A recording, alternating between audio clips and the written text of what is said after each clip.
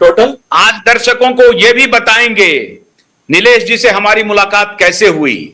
यही वो चैम्बर है जहां हम मिले थे नीलेश जी से, और मैंने नीलेश जी से दरखास्त किया था कि इस केस को लीजिए। और मैं आज पूरे देश को बताना चाहता हूं, अरुण बाबू, कई वकीलों से, सैकड़ों वकीलों से मैंने बात की, किसी ने हाथ रखने की हिम्मत नहीं जुटाई। ये थे नीलेश ओझा, जिन्होंने कहा आशुतोष जी आप ठीक कह रहे हैं, मेरे भी मन में बड़े दिन से ये विचार चल रहे थे कि मैं इस केस को उठाऊंगा, लेकिन अब आप भी कह रहे हैं तो हम उठाएंगे। और इन्होंने वचन दिया, आज वचन को पूरा किया। कभी इतने दबाव आए नीलेश ओझा जी के ऊपर, इतने दबाव आए। कितने करोड़ के ऑफर थे नीलेश जी आपको? अरे मुझे छोड़ो, रशीद भाई को 200 करोड़ का ऑफर आया था, हमने कंप्लेंट दाखिल किया था। मेरा तो छोड़ दीजिए आप। रशीद भाई है पीछे में, वाह वाह। हाँ, तो क्या है, ये पूरे देश ने देखा किस तरह से हमने, देखो बाकी छोड़ दीजिए, कम से कम हम हमारे दिल को, हमारे खुद के नजर में हम साफ रहे, हमको अच्छी नींद आए, बस यही है। बाकी जिन्होंने पैसा लेकर जमीन बेच के ये आरोपी को बचाने का काम किया, उनके कर्मा उनके साथ, कर्मा उनको छोड़ेगा नहीं। हम कोई नहीं होते माफ करने वाले और ये करने वाले। सजा देने का अधिकार नेचर का, भगवान का है, वो वार्ड करेगा, पूरा जस्टिस करेगा उनके साथ। तो जज साहब ने उनको सरेंडर करवा दिया। पब्लिक प्रोसिक्यूटर ने एक प्रकार से मान लिया कि हाँ गड़बड़, बहुत गलत हुआ है। नीलेश जी नहीं, पब्लिक प्रोसिक्यूटर वैसा कैसा मानेगा, जॉब चला जाएगा उसका। तो वो घुमा फिरा के फिर नहीं सर ऐसा हुआ था, फिर वो ऐसा मनोरगानिया था सर, कुछ नहीं। लॉ में वैल्यू नहीं है उसको, मनोरगानिया कितने। और बताओ क्या, मैं फ्रैंकली बताता हूँ आशुतोष जी, मैंने कोर्ट को आज केस लॉ बताया कि जज साहब थोड़े लिबरल है, मतलब थोड़े से नरम दिल है। हाँ, दूसरा जज रहता ना, सरकारी वकील को बोलता मैं अभी तुमको कंटेंट नोटिस निकालता हूं, मैं पूछ क्या रहा हूं, तुम टाइम पास क्या कर रहे हो। एकदम सिंपल चीज, तुम ये सुप्रीम कोर्ट कह रहा है 174 में तुमको अधिकार नहीं है, क्या वैल्यू तुम्हारी रिपोर्ट की। फिर आप वो रिपोर्ट को लेके क्या आर्गुमेंट कर रहे हैं मेरी कोर्ट में, इतना 1-2 मिनट का काम। बट ये जैसा थोड़े फेयर, मतलब ज्यादा फेयर है, बोलते नहीं ठीक है ना, ये प्यार से इसके लिए उसके लिए सब करके, लेकिन काम बहुत स्ट्रिक्ट किया इन्होंने पूरे देश के तरफ से, पूरे एसएसआर वॉरियर के तरफ से और सभी लोग के तरफ से। हाई कोर्ट का, जस्टिस कोतवाल जी का धन्यवाद। पूरे देश, पूरा देश, 1-1 करोड़ों लोग आज जस्टिस कोतवाल जी और जस्टिस भोसले जी के प्रति आभार प्रकट करता है। आप लोग कुछ बोलना चाहेंगे? हाँ, सतीश जी बोलना चाहेंगे। सतीश जी बोलिए। मेरी तरफ से भी धन्यवाद हाई कोर्ट के लिए और जज के लिए। Thank you sir. Thank you Satish ji, thank you Satish ji. ये आप करोड़ों बेटी की लड़ाई आप लड़ रहे हैं, ये दिशा की लड़ाई है ही नहीं, है ही नहीं ये दिशा की लड़ाई। अभिषेक कुछ बोलना चाहेंगे? तो मुझे पहले अभिषेक मिश्रा बोलिए। हाँ सतीश जी बोलिए। सतीश जी और कुछ बोलना चाहेंगे? मुझे सतीश जी और कुछ बोल। आज आप खुश हैं सतीश जी? अरे आपने दूसरे धुरंधर 1007 सब स्टिंग ऑपरेशन कर करके लेकर आए ना अग्रवाल सर।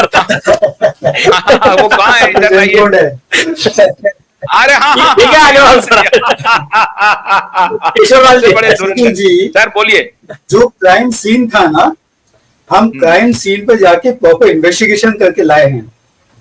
बिल्डिंग की फोटोग्राफ्स निकाली, सब कुछ हमारे पास रेडी था। जब सरकारी वकील आज सरकारी वकील दिखा रहे थे कि बिल्डिंग टिल्टेड है, मतलब कह रहे हैं कि बिल्डिंग टेढ़ी है। हमने ये फोटोग्राफ दिखाया, हमारे मोबाइल में रेडी थे कि बिल्डिंग टिल्टेड नहीं है, टिल्टेड होते तो कब की गिर जाती, उसको नहीं मिलती। एक नई कहानी उसकी स्टोरी क्या लेकर आया, बोले बिल्डिंग ऐसी टेढ़ी है करके 25 फुट दूर जाके, जबकि उस जगह पूरा इन्वेस्टिगेशन करके आए थे हम। और स्पॉट पे जा करके एक एक चीज इन्वेस्टिगेट करके वीडियो बना करके रिकॉर्ड लेकर के आए थे। बिल्कुल, खुद पर्सनल इन्वेस्टिगेशन किए थे। अरे उनका खुद का डिटेक्टिव एजेंसी है अग्रवाल जी का, आपको क्या मालूम है? हाँ मुझे मालूम है, मुझे मालूम है। हाँ। इनके पास तो और भी अभी बहुत सारे रिकॉर्ड्स हैं, वो तो अभी आगे चलेगा, अभी तो एफआईआर होना। लेकिन हाँ। नीलेश जी, क्या मुझे लगता है कि केस की आधी सुनवाई तो अभी ही हो गई। 90% हो गया, 90% हो गया। 90% हो गई, तो मेरे ख्याल से वो फांसी तक के लिए सारे रिकॉर्ड्स आ गए हैं, जो आप हमेशा कह रहे थे कि फांसी तक जाना है। अरे आज मैंने कोर्ट को सुनिए, आज सब कोर्ट में आर्गुमेंट क्या किया मैंने कहा सर एक मिनट रुकिए, ये सुप्रीम कोर्ट के 2 जजमेंट है, बॉम्बे हाई कोर्ट का जजमेंट है, ये केस सिर्फ एफआईआर का नहीं है बोला सर। ये 106 ऑफ एविडेंस एक्ट के तहत क्या बोलता है? मैंने कहा सतीश सालियान तो वहां प्रेजेंट नहीं थी, उनको तो मालूम नहीं क्या हुआ, कौन बताएगा क्या हुआ? रोहन रॉय बताएगा करके जज साहब ने पहला सवाल पूछा था, वो जिंदा है क्या? हाँ। तो मैंने कहा अगर वो बताएगा ना, अगर उसने दिया हुआ एक्सप्लेनेशन अगर झूठा निकला तो सुप्रीम कोर्ट कहता है ये इटसेल्फ प्रूफ है कि यही ऑथर ऑफ क्राइम है। तो जो लोग वहां प्रेजेंट थे, रोहन रॉय और भी, तो मैंने कहा ये कन्विक्शन फांसी वाला केस है, ये इतना मटेरियल है इसमें, ये तो सिर्फ एफआईआर का विषय लेकर बैठ गए सर खड़े वकील साहब। तो ये भी आर्गुमेंट हुआ आज कोर्ट में। Very good. तो कुछ दूसरे दिन के लिए रखते हैं सर, कल के लिए रखते हैं, क्योंकि आप थक गए हैं। आपको बहुत बहुत बधाई, बहुत शुभकामनाएं आपको, और भी मीडिया वाले आपका इंतजार कर रहे हैं। अभिषेक और बाकी जितने लॉयर्स हैं, ईश्वर लाल जी और हमारे धुरंधर साहब, आपका बहुत बहुत आभार। हमारे वकील साहब आपका आभार, पठान साहब आपका आभार, हमारे रशीद खान भाई आपका आभार, और सतीश जी आपका आभार, आप सबका आभार। कल एक बार फिर दोबारा हम मिलेंगे और अपने दर्शकों को बताएं कि आपका धैर्य, नीलेश ओझा जी की पूरी टीम की लड़ाई, नीलेश ओझा जी की लड़ाई। आज जब मैं बात कर रहा था एडवोकेट घनश्याम उपाध्याय से, तो उन्होंने कहा कि अगर मौका लगा, अगर नीलेश जी थकेंगे तो हम कल मोर्चा संभालेंगे।